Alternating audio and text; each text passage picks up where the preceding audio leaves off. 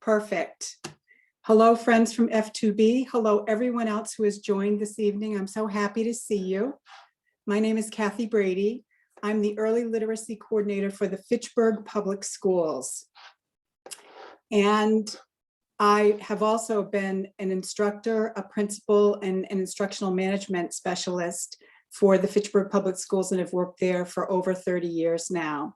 So I am here today, or this evening, and it's daytime for some of you, to speak a little bit about the city, a little bit about its citizens, and about its school district, and what is front and center with our families, with our school district, and with our city, which is literacy instruction.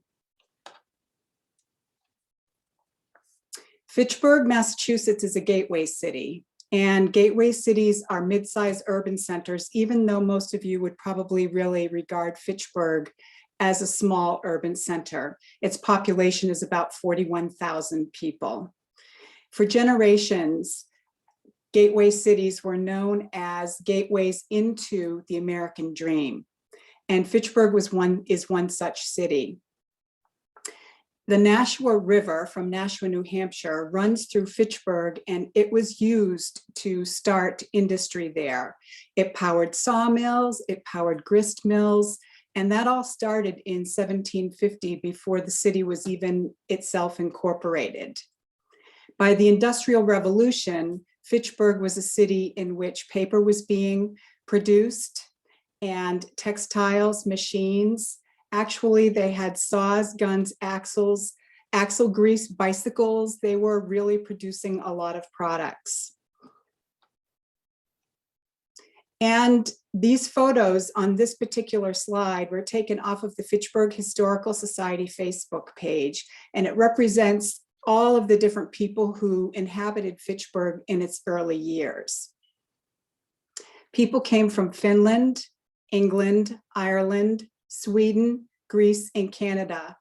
And they established their own neighborhoods in the city of Fitchburg, and they became very proud and invested in those neighborhoods.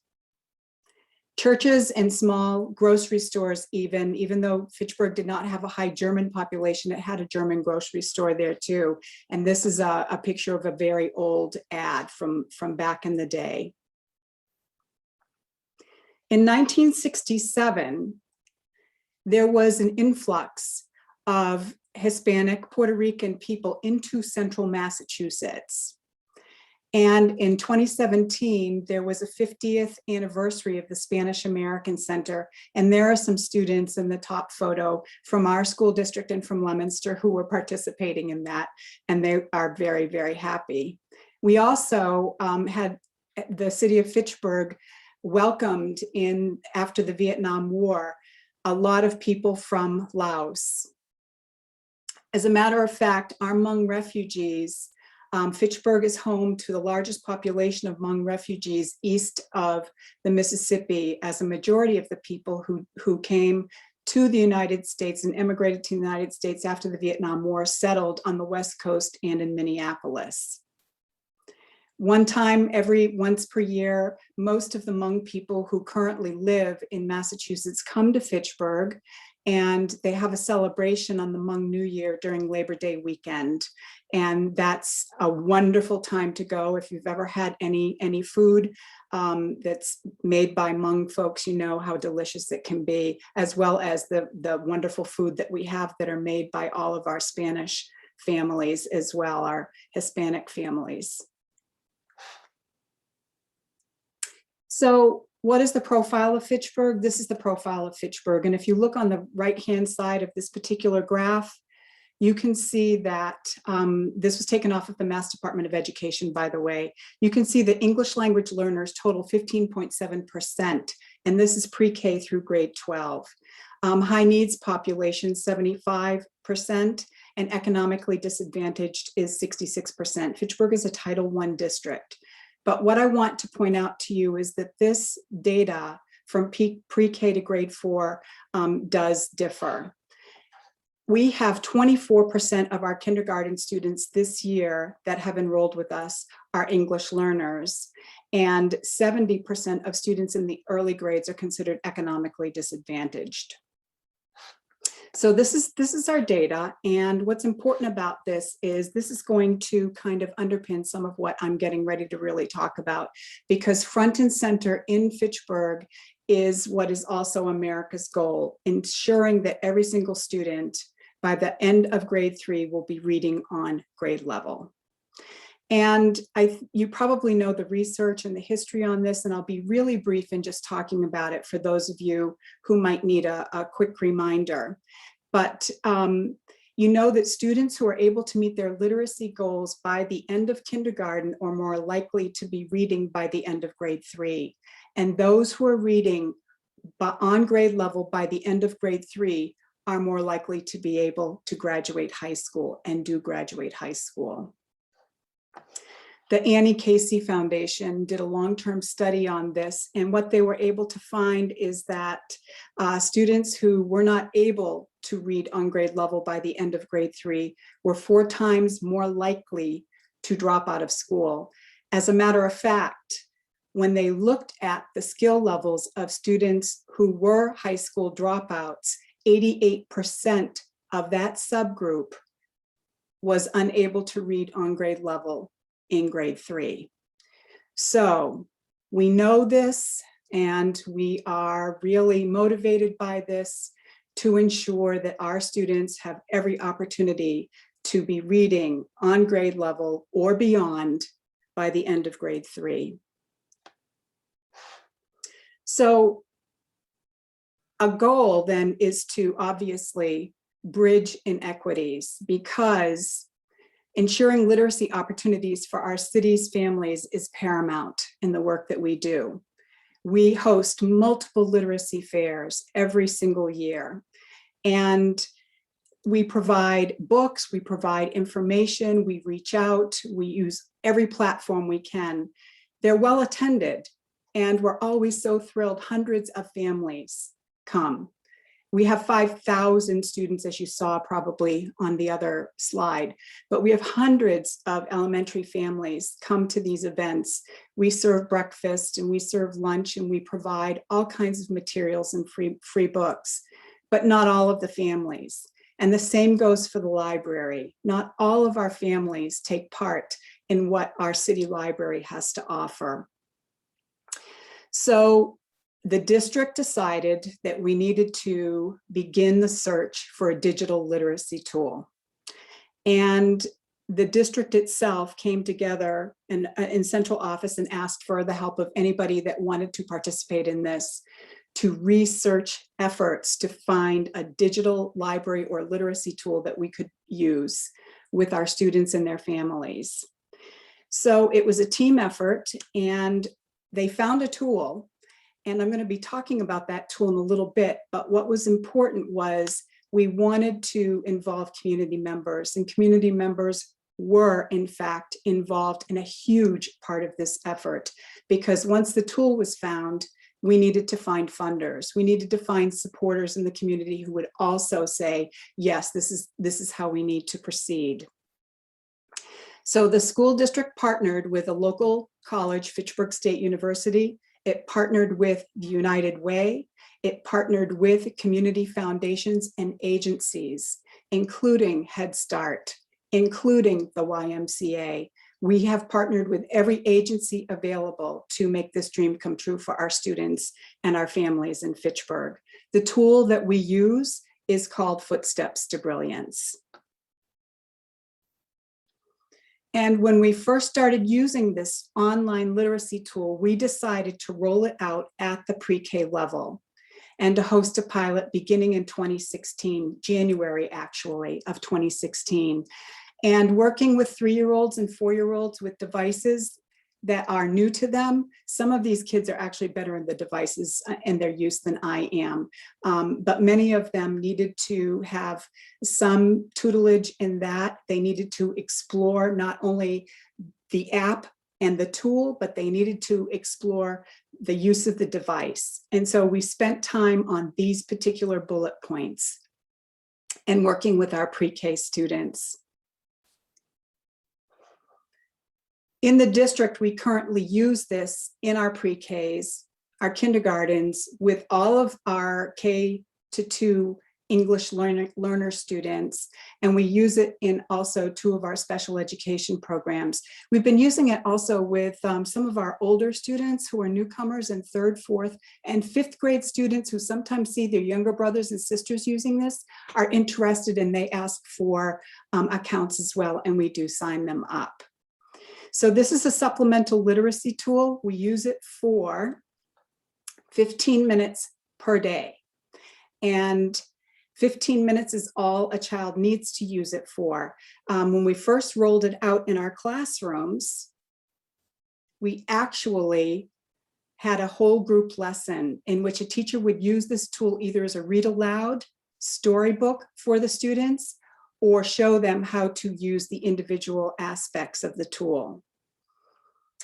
And you probably know that free reading, having the opportunity to choose what it is that you would like to do and be able to read, is paramount for English learners to succeed. It's also paramount for students who have little experience with literacy to have some choice in that. And that's what we were finding. We often found that our students would come to school in kindergarten and pre-K, and we'd give them a hardcover book, and they would swipe the front cover of the book. Thankfully, they had experience with a digital tool, knowing that they could swipe, but they had very little experience with print resources.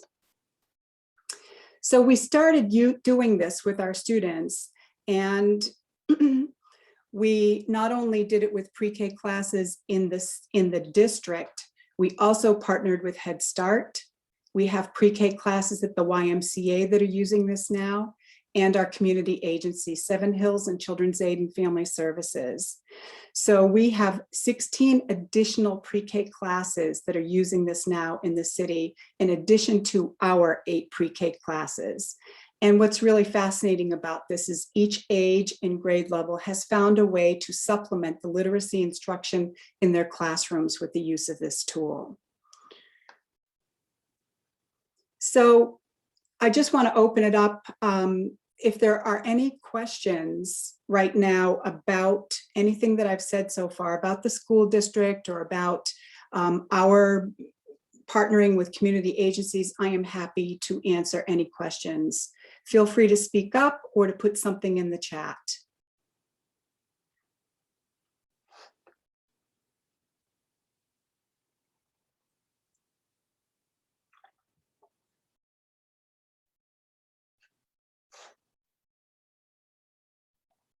Okay. Well, without getting into a lot of research about any of this for you, I want to provide you with a couple of links. If you'd like to learn more about the Fitchburg Public Schools, here's a link for that. If you'd like to take a look at the research that we looked at on Footsteps to Brilliance and why we decided that this was the choice for us, I have some information for you on that as well. And I think you'll be pleasantly surprised, for those of you who are familiar with the Peabody Picture Vocabulary Test, that 1 month on Footsteps to Brilliance demonstrates 7 months of growth in the Peabody Picture Vocabulary Test.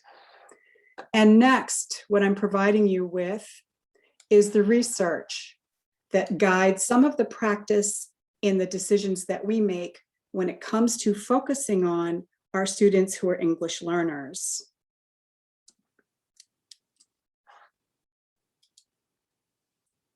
And this has to do with the slide that we'll be looking at right now. You can download the book that goes with this. So our focus for English learners, based on, for those of you who have really got to be using research-based best practices in your classrooms, you probably know that you go to the What Works Clearinghouse, you go to the Federal Department of Education, and you look at, does this tool measure up? And the focus for English learners, according to the Institute of Educational Sciences says that these 5 elements should be in place. And I've highlighted 3 of them. The 3 that I've highlighted are the ones where we saw benefit from and connections to the tool Footsteps to Brilliance. Providing all of our students, especially those who are economically disadvantaged, with the extensive vocabulary that they need in order to be successful was job 1 for all of our students. And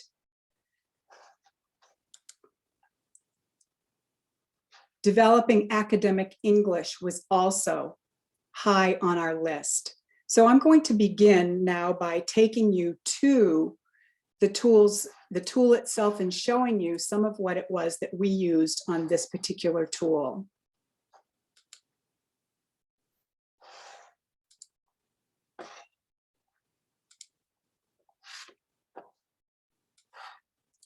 Here we are on the home page of the Footsteps to Brilliance School Edition. You're seeing on the left-hand column here, level 1, level 2, and level 3. I'm going to start in level 1 because what I'd like to first show you and talk about ever so briefly is helping children make sense of the world by gaining vocabulary that helps them connect to the world around them. And for those of you who are unfamiliar with this tool, if you haven't had a chance to look at it, I can't show you all of the pieces, but the traditional Spanish songbooks, our students love that. They love that so much. But I'm going to start with a karaoke nursery rhyme. And we're going to go to Jack and Jill. And you can see that there are 4 options here. The first option always with our students is to talk to them about reading in the red. We want to read the book first. Book Buddies is about comprehension. Games are the skills that students develop as they're reading, and then they have the opportunity to create their own book. But I'll show you, you will see what it is that the children love about this app so much. Number 1, it reads the story aloud to the students, and it reads it into different languages. And we'll start with English. Jack and Jill, illustrated by Carolina Jeva. If I wanted to listen to it in Spanish, I would toggle this button to Spanish. Jack y Jill, ilustrado por Carolina Jeva. On page 2, it always tells the reading level for students. And what's nice about the karaoke nursery rhymes is that the entire nursery rhyme is on page 1, and students can hear that all together. Jack and Jill went up the hill to fetch a pail of water. Jack fell down and broke his crown, and Jill came tumbling after. I'll talk a little bit about this red button in a minute, but then each page focuses on one sentence of the nursery rhyme. Jack and Jill went up the hill. As students listen to these stories, and our pre-K students, our 3- and 4-year-olds, and our kindergarten students, there are certain stories that they look at, listen to, and read multiple times. And when I'm noticing that in classrooms, when I visit in the pre-K classrooms, I'll ask them a word. I'll say, which one of these words says and? And they click on it. And. So each word can be read aloud to them. But what's nice about this and helping students to make sense of their world, we can say, if we're doing this as a whole class lesson, who went up the hill? And they might say Jack, or they might say Jill. Jack. Jill. What are they carrying? Pail. Hill. Bird. Mountains. So they are learning obviously some geographic terms there and nature terms there. To fetch a pail of water. Well. Pail. And we might want to ask them questions about what they know about the word fetch or where this water's coming from. And my experience has been that our children, of the 61 new immigrants that have moved into the Fitchburg public school system this year, 17 different nations are represented with those 61 students just from this school year. And the conversations that I have had with children about some of the things that they have been exposed to and know can be revealed in stories like this, because there are some children that we have taught that get their water in different ways than we get our water. Jack fell down and broke his crown. One of the things I like about this is that crown, obviously a euphemism or saying for Crown. your head. We don't see Jack get hurt in this, but we can talk about that, what the original nursery rhyme meant. Bird. Jack. And Jill came tumbling after. Jill. Hill. Water. Pail. So here we have finished one of the karaoke nursery rhymes. And the reason I have shown you this is if we go back and take a look at all of these nursery rhymes, you'll see how many are there of ones that you would just want to pull out of a book and teach children. Not all of our children have exposure to nursery rhymes. Not all of our children have exposure to knowing any letters of the alphabet when they enter. My last year as principal, which was 4 or 5 years ago, we had only 40% of incoming kindergartners, that was 130 students, who were able to identify any letters of the alphabet. So they just didn't have that information walking in the door. This Create a Book allows the students to actually create a book. And when they do a new book, they have all kinds of backgrounds that they can choose. They can do their own backgrounds. The characters in the story are there for them as well. And the teacher could actually write a story with the students as a demonstration. So the well on the hill, Jack and Jill were thirsty. There was water in the well. The well was at the top of the hill. Jill and Jack ran up the hill. After they got a drink, they danced.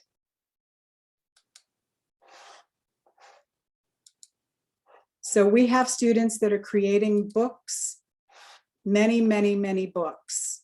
So the second part of our information from the Institute for Educational Sciences talks about academic language. And this academic language library within this app has many, many books that each one has a different focus on academic language. And I wanted to show you Holly Hyde's. The books themselves have some different kind of aspects and characteristics to them as you go into each area. So if we read the book Holly Hyde's.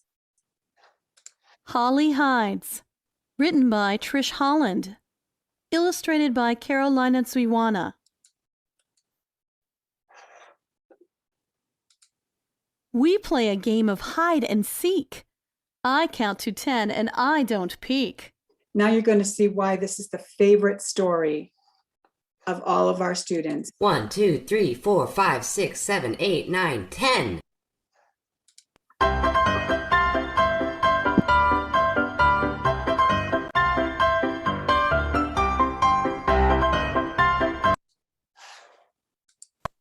I shout out loud, "Hey, ready or not?"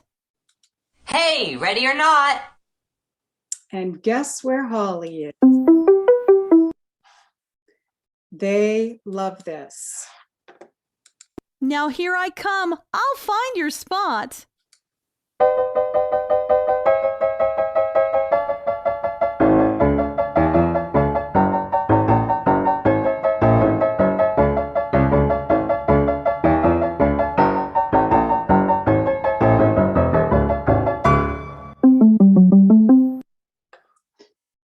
Now, what's nice about this red button right here is that as the children listen to the story, read the story, maybe more than once, they can record themselves and listen to themselves reading the story aloud and have immediate feedback. They can do it with a family member, they can do it with a peer, and it's a lovely reflective tool. It's not saved permanently, but in fact, the background is there for them to listen immediately.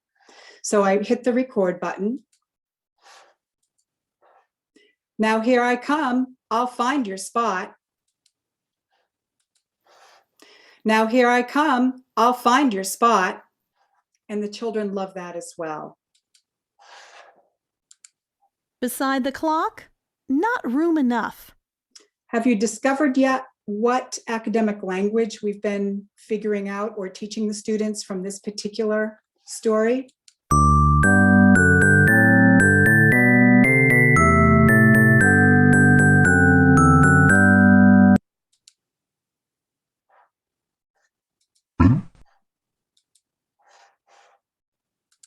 Around the couch.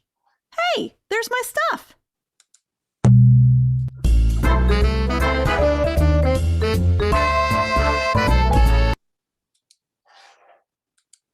Behind the door? I'll try once more.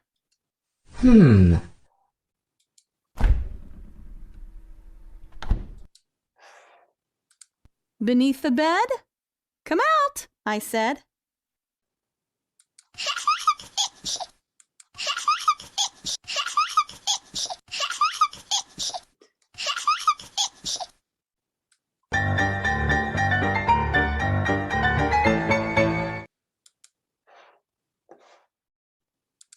Among the plants?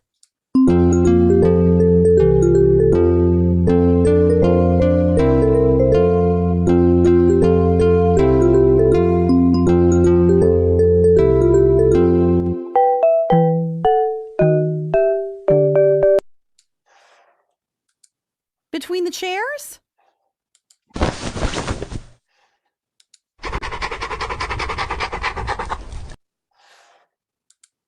Inside a box?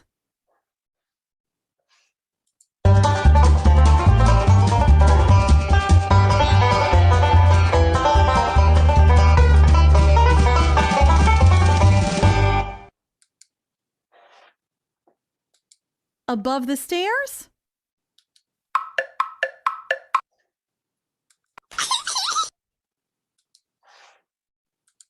Below the sink?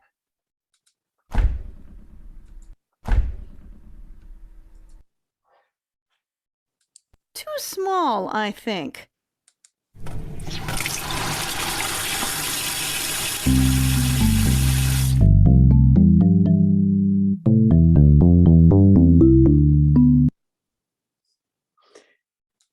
I see people that have been responding in our chat have figured out what this is about. Or under clothes.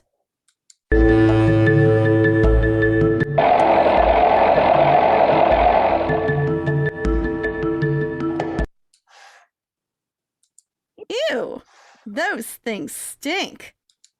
Ew. So where, oh where can Holly be?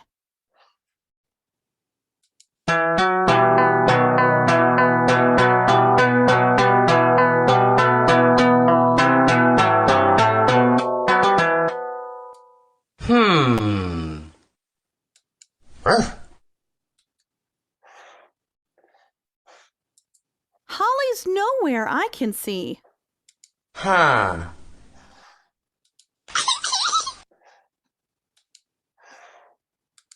Not here?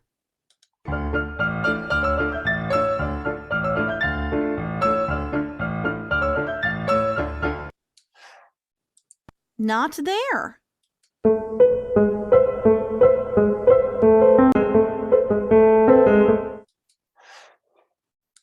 Not anywhere.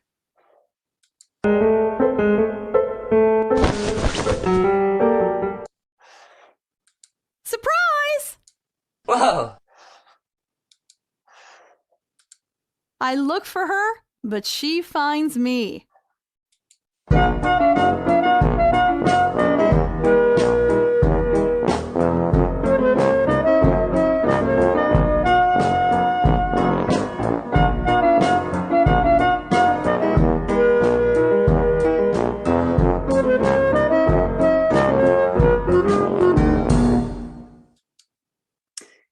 So Book Buddies is comprehension. And as we're using this as a read aloud story for students and doing it in the whole group, what I've seen teachers do and what they do so fabulously is follow it up with quick comprehension and teach students how to use the Book Buddies portion of this. Who counts to 10 but does not peek? So who counts to 10 but does not peek? Holly, the boy, the cat, the spider. And if I got stuck, I could go for a hint on the right-hand side here. We play a game of hide and seek. I count to 10 and I don't peek. The boy. Way to go! Way to go! Who is beside the clock? The cat, the spider, Holly, the dog. And what happens if I pull the wrong answer down? Don't give up. The cat. Fantastic! What is behind the door? Umbrella. Wow! Great job! What is under the bed? Snake. Wow! You're doing a great job! What is one place Holly hides? Beneath the stairs. Wow! Good job! Wow! Great job!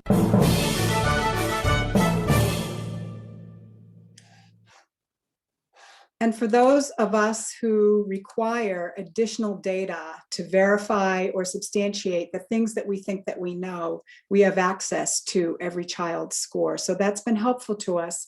But as I said before, this isn't our main literacy tool, it's a supplemental tool. And we found that it's really helpful. So one of the things that we do most often with our students who are English learners, other than doing the things that I've just shown you, is to make sure that they have access to informational text and can make sense of the world around them. So in looking at the alphabet, we have the alphabet stem animals A to Z. We're going to take a little look at Billy the Beaver because what I'd like to show you afterwards is a piece of writing that a student has just created during COVID, being at home. Billy the Beaver, written by Sarah Tan, illustrated by Martin Bond. B is for Billy the Beaver. He has brown fur and a big black tail. Billy lives near a big river. He's a very busy beaver. Can you guess what he likes to do? So think about this from the point of view of a very young child who might have English as a first language, but doesn't have a lot of background knowledge, and an older child who might be an English learner who is trying to make sense of it in English. They already have this background knowledge in their primary language. Ride a bike. Play piano. Have a party. So if we were doing a lesson, we would be asking them all kinds of questions about which of these is most likely. Do any of them make sense? What would he like to do? Billy likes to build dams on the river. And as we're making sense of the geography of this as well. Dam. Beaver. River. Billy uses tree branches to build his dams. He goes into the forest to find the best branches. Beaver. Raccoon. Skunk. Trees. Trees. Billy uses his teeth to bite off the branches. Then he brings the branches back to the river. Branch. Beaver. Squirrel. Billy uses the branches to build his house. He builds his house in the middle of the river. This helps keep him safe from other animals. Beaver. Lodge. Wolf. Eagle. Wolf. What do you think Billy does with his big black tail? He uses it to slap the water when he senses danger. Slap, slap, slap. Beaver. bear. River. A bear is near. Bears like to eat beavers. Slap, slap, slap. His family hears the slaps. They hide in their house. Thanks to Billy and his tail, his mother, father, and sister are safe. The bear must find another meal. Lodge. Okay, we can see. River. Beaver. You can see all of these things. I'm going to go back to my presentation so I can show you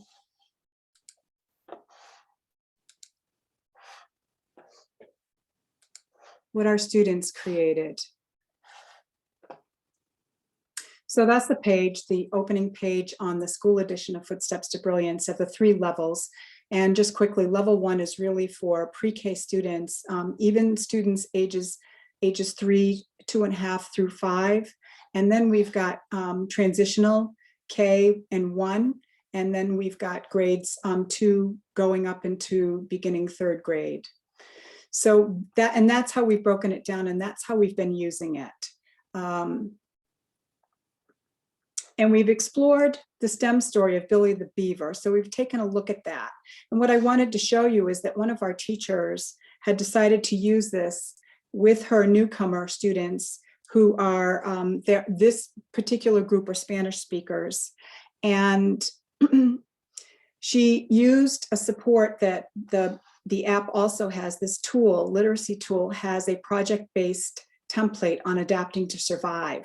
And the students get a choice of one of the 3 stories, which is so wonderful. You can give them a choice, or they could read all 3 books below. And then they're going to spend some time not only looking at vocabulary, but researching in other places what they might know about these animals. And so here's a book written by Erica, who is a 4th grade student. This is her first draft. I presented this to members of the school committee because they're fascinated to see what our students are producing. And the good news is that once this book is completed, our school committee member has written a grant and partnered with a publishing company. And they're just going to publish this little book to have available in a couple of the elementary schools because we want to highlight students' literacy efforts, especially their book writing efforts.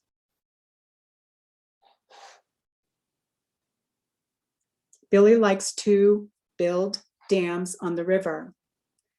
Billy uses the branches to bouse, maybe build house. He builds his house in the middle of the river. This helps keep him safe. He uses it to slap the water when he senses danger. Slap, slap, slap.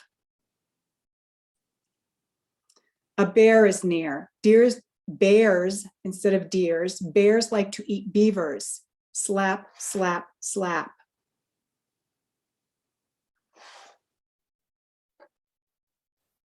His family hears the slaps. They hide in their house. Hasn't acquired the word lodge yet. Thanks to Billy and his tail, his mother, father, and sister are safe. The bear must find another meal. So as I'm thinking about this, we want for students to really develop an understanding of what informational text process is, and giving them a model like this really helps move them in the right direction. And when we think about writing all together, students really have to think of an idea first and how best to express that idea second. When you're writing in a new language, obviously for those of you who speak more than one language and are communicating in more than one language, you know that that is initially a time-consuming activity. And there are some real connections and similarities between the model story that the students looked at and this particular student story, as well as the last page.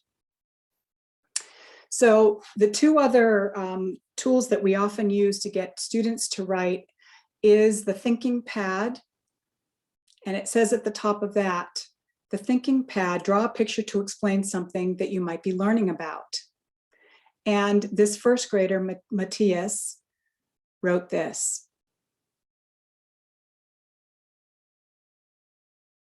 And then he wrote something that he was doing, and he called it My Diary in Spanish, and drew a little picture of himself. So as we conclude, I want to hear what it is that you would also, any questions that you might have, but I just want to say that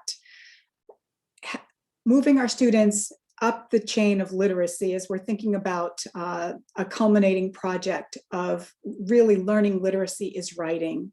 And being able to write and have something that you can share with others not only benefits you, but it's benefiting those who read it. And we want to inspire our students to not only understand that, but to embrace it in such a way that they embrace writing as well.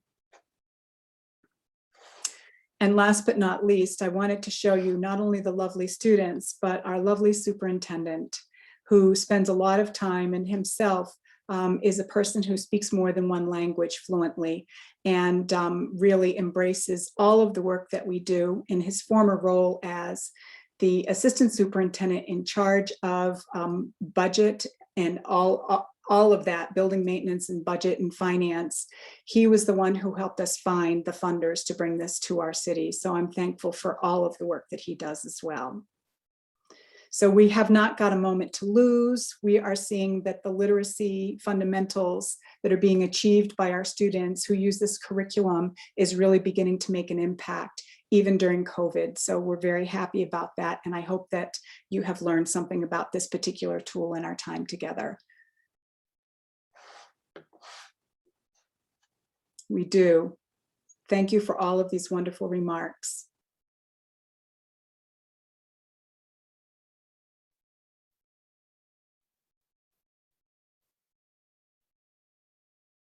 Okay. If there are any questions?